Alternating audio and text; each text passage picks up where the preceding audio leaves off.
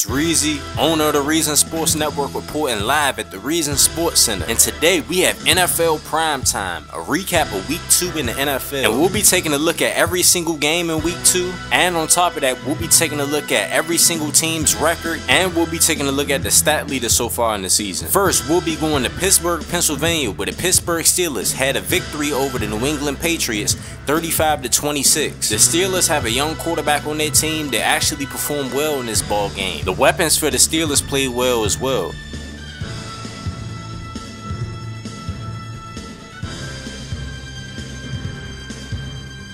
Harrison Martinolic was a top 10 pick in the 30-21 NFL draft out of Army, and he showed potential today. Right here is a huge play to Marlon Mouse, a subscriber to the channel, and a rookie second-round pick out of the University of Colorado. Now let's go to Kansas City, Missouri, where the Chiefs defeated their arch rival, the Los Angeles Chargers. And right here, Christian Towns, the all-pro defensive end, with a great move inside to get the sack on the quarterback. Towns was all over the field throughout this game. TFL, sacks, pressures on the quarterback, he did it all for the Chiefs. And when the Chargers had their chance to win this ball game, number 91 came off of the edge, got pressure, and put the quarterback down on the ground. Towns is the definition of a closer. Down in Dallas, Texas, the Cowboys took an L, 49-34, at the hands of a rookie quarterback, Tyler Waffle. Tyler Waffle pretty much rode the bench his entire time at Alabama, and during the 30-20 NFL season, he was inserted in the starting lineup, and he blew away NFL scouts with his ability on the football field. Huge arm, extremely athletic, accurate, can throw on the run. He just didn't play a lot, and the Bengals took a risk on him, taking him in the first round, actually in the top 5. But so far, he's proven the Bengals scouting department right, because he's been nothing but sensational in his first 2 NFL games. The Bengals won 4 games last year. So far, he already has them at 2-0.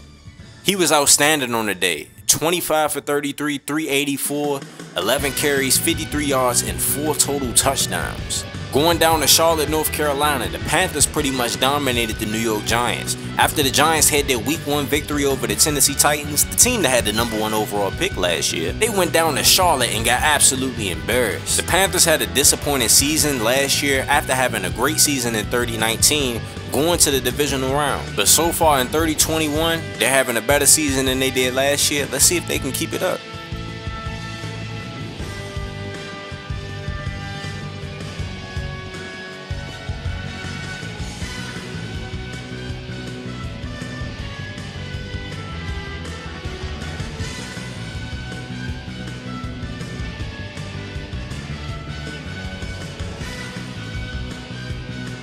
Tay Carter III, a subscriber to the channel, with a player of the game in this ball game. 24 for 36, 5 touchdowns. What a game. Now, if we go up to Minneapolis, Minnesota, we can see that the Minnesota Vikings defeated the Philadelphia Eagles 34-14. The Vikings came out and put belt on the Eagles, which is surprising considering that the Philadelphia Eagles beat the Detroit Lions last week, and they beat them 3-0, so I expected a better defensive performance from the Eagles. They gave up 34 points, and they're going to have to get their act together next week. The Tampa Bay Buccaneers fall to the New Orleans Saints 28-14. Even though they had great performances from their wide receiver Mozzie York, one of their rookies who's shown right here, and they had another great performance from their second-year wide receiver Brett Nugent. Brett Nugent was a top 10 pick in 30-20, and he was an all-pro as a rookie. Both of these guys went off for over 100 yards receiving, but their defense got absolutely gashed on the ground by the Saints' run game. Graham McShawn, in my opinion, one of the best running backs in the league, tore them up. He ran for over 300 yards on their defense, 35 carries, 292 yards, 2 touchdowns, 5 catches for 65 yards. The Los Angeles Rams went down to Atlanta, Georgia, and they played against the Atlanta Falcons, and they destroyed them. Sean Amory, the older brother of USC star pass rusher Stan Amory, was dominant in this ballgame, throwing for over 530 passing yards, while his receivers, Gabe Williams and Alex Mathis, were virtually unstoppable in this ballgame. Williams going for almost 280 receiving yards, while Mathis, on the other hand, went for over 100 receiving yards. And this was a revenge game for the Los Angeles Rams. Last season in the playoffs,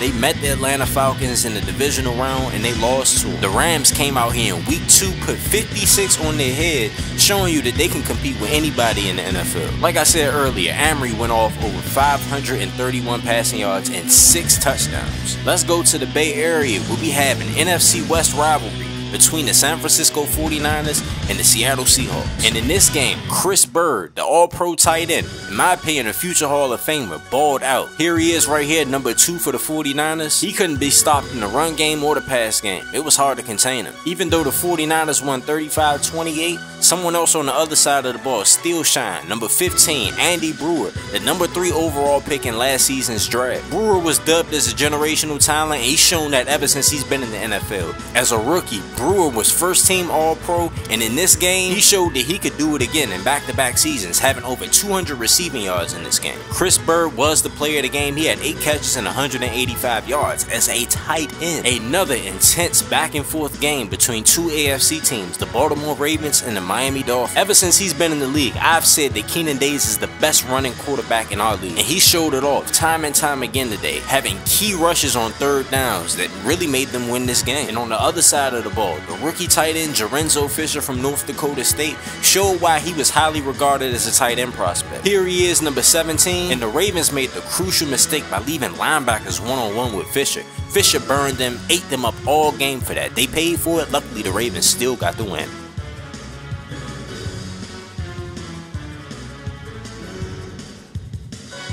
Days finishes this game 13 for 19, 251, 3 touchdowns, 16 carries, 84 yards. Let's go to Cleveland, Ohio, where the Cleveland Browns go down to the New York Jets 34-24. We had stars on both sides of the field. The star for the Jets today was Jacoby Symes, number 6. And the star for the Browns, in my opinion, a future Hall of Famer, Tyler Alexander, making his return to the league. In 2019 and in 2020, Alexander was hurt. In the offseason, there were a lot of rumors about him being traded from the Browns. The Browns decided to keep him on the team this year instead of trading him, and he showed up in the first 2 games this year. Unfortunately for the Browns, it wasn't enough for them to get victories, as they're 0-2 now and the Jets are 1-1.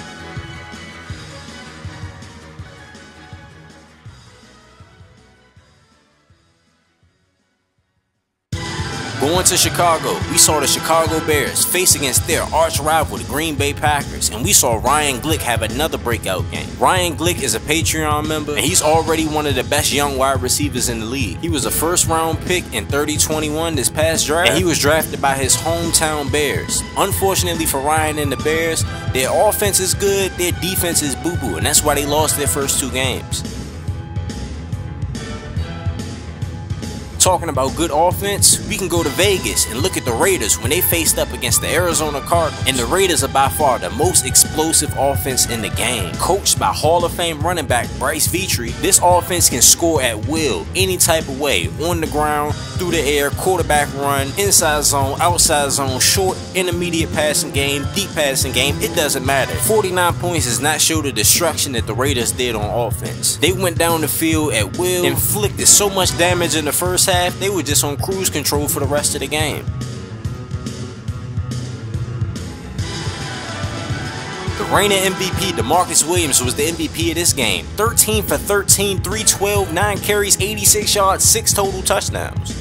The Tennessee Titans would get their first win, and they defeated the Buffalo Bills. And this was the game where Vontae Austin showed why he was the number 1 overall pick. Vontae Austin is a starting defensive tackle for the Titans. He was the number 1 pick in the 2021 draft, and he showed up in this game. 3 sacks. The Bills were actually leading 14-0 early on in this game. The Titans defense really locked in due to Vontae Austin having his 3 sacks. The offense got it going, and it was on from there. The Tennessee Titans are now 1-1 after having the number 1 pick last year. When you talk about defense, we gotta talk about this game between the Houston Texans and the Denver Broncos. The Texans, known for having one of the most explosive offenses in the league, got shut down. Traymon Shady did not have a good game. They were still able to win the game 12-9, but we expect more out of a team that's been to the playoffs in the past 2 years and actually won a playoff game last year. Shady threw for 178 passing yards, 0 touchdowns, 1 pick, and a 57% completion percentage.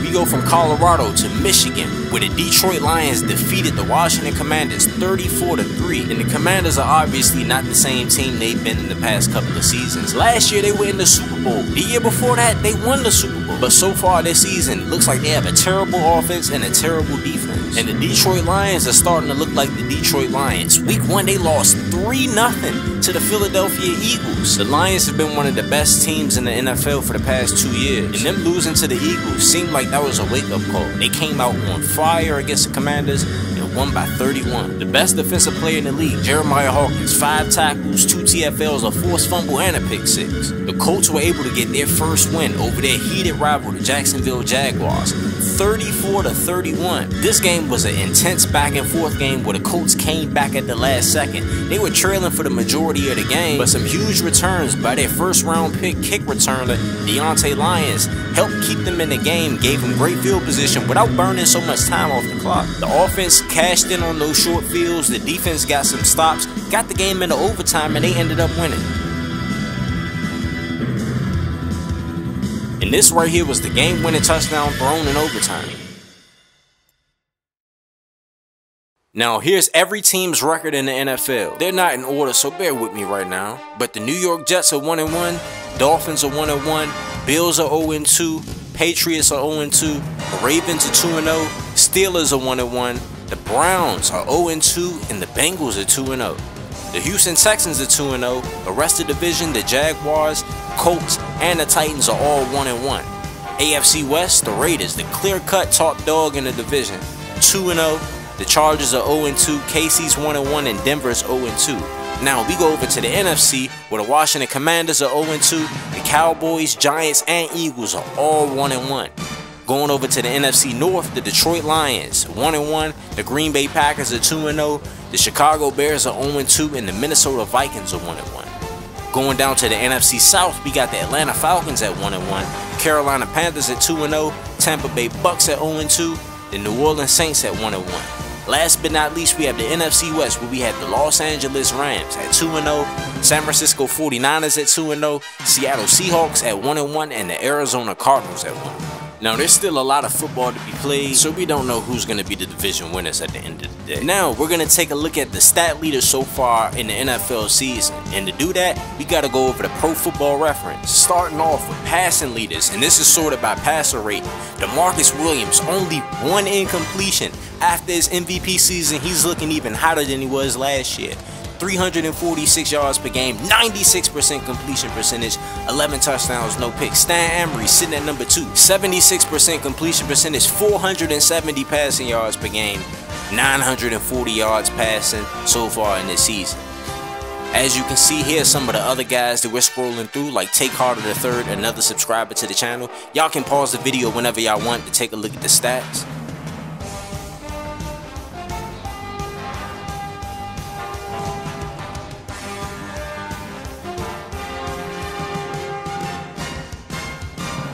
Tyler Waffle, the rookie, a subscriber to the channel, 3 touchdowns, 1 pick, 659 yards, 68% completion percentage, 329 passing yards per game.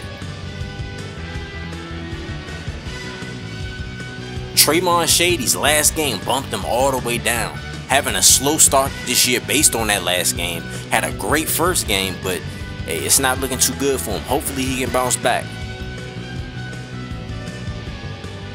Now in the run game, we got some dogs with Graham McShawn, already 404 yards rushing on the season, 6.6 yards per carry.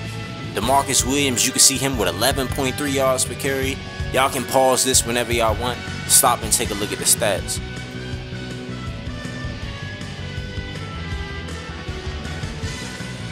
On the receiving aspect, Andy Brewer was first team All-Pro last year, already has 505 receiving yards. Ryan Glick with 370 so far this year, 2 touchdowns. Brett Nugent, he was All-Pro last year, 357. Jorenzo Fisher, 351. And if y'all didn't know, anybody with a period next to their name is a subscriber. Anybody with an apostrophe next to their name is a Patreon member. Like Mozzie York, a subscriber to the channel with 9 catches, 202 yards so far in his rookie year.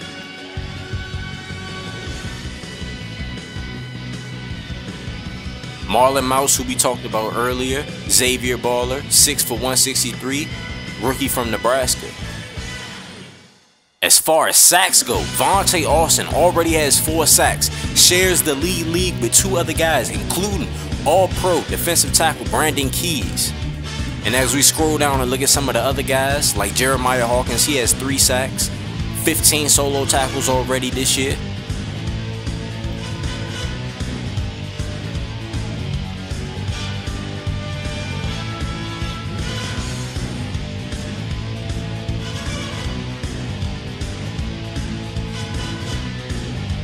And that about does it for week 2 for NFL Primetime. It's Reezy, owner of the Reason Sports Network.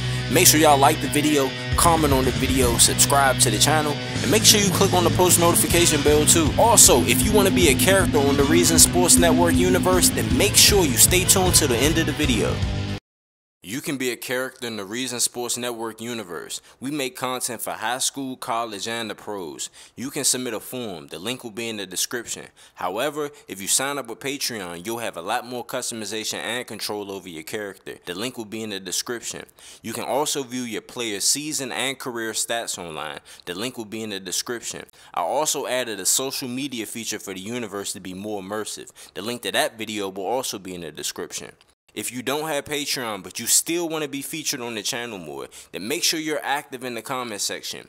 You being consistently active reminds me to put you on the channel in some way. When you submit a form, your character will be put in the universe. You can see yourself in a live stream or video when teams play, but it's highly unlikely that you'll see me controlling your player throughout a game if you don't have Patreon. Signing up with Patreon gives you control over attributes, accessories, gives you a GTA face, control over your backstory, and you'll be one of the best players in the universe. If you want to see this offensive coordinator coach up the most explosive offense in the NFL, then click this video right here.